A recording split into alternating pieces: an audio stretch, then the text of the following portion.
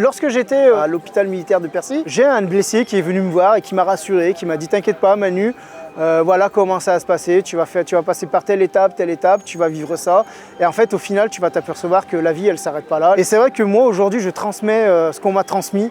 Dès que j'en ai l'occasion, je visite des blessés et je leur explique justement que la vie, elle ne sera pas comme elle était avant, certes, mais il va y avoir des nouveaux codes, des nouvelles habitudes. Notre présence à cette journée nationale des blessés est nécessaire, est utile, est justifiée. Nous rencontrons ici tout l'écosystème du monde associatif avec nos camarades blessés. Je crois qu'il faut qu'on nous voie, il faut qu'on rencontre nos partenaires. Nous nous complétons tous et toutes nos activités sont congruentes vers le même effort qui est le soutien de nos camarades blessés que nous prenons en compte, nous faisons connaître pour mieux les aider. Cette journée avec nos blessés est tout à fait importante. Bien sûr, chaque année, elle prend de l'ampleur. Il y a une complémentarité de l'action au service des blessés des armées entre l'État, bien sûr, les institutions comme l'établissement public Office national des anciens combattants et victimes de guerre, et puis les associations ou les fondations qui œuvrent aussi en faveur des blessés. Ensemble, on va plus loin.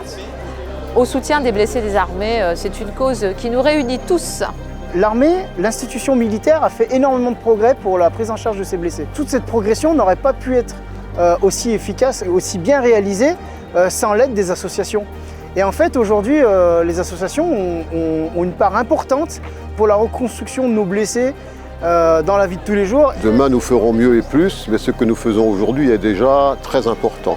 Entre autres, vous parlez de grands projets. Nous avons le projet Athos, que nous avons pris en main dès le départ. Aujourd'hui, les blessés psychiques forment quand même les 3/4 des blessés actuels. On ne peut pas passer à côté de ce rendez-vous. Notre présence sur ce terrain-là aussi est indispensable.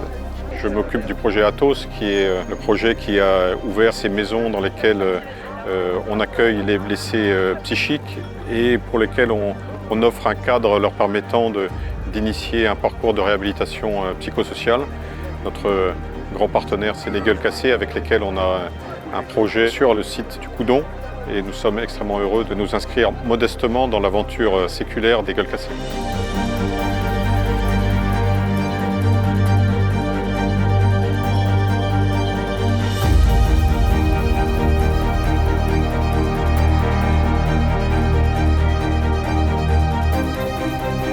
Je ne veux pas me vanter, mais je pense que je suis assez représentatif de la devise des Gueules Cassées qui est justement sourire quand même, puisque comme je dis souvent, s'il y a bien une chose qu'on ne m'a pas retirée, c'est mon sourire. Je l'avais déjà avant l'accident, je l'ai gardé, j'ai de la chance.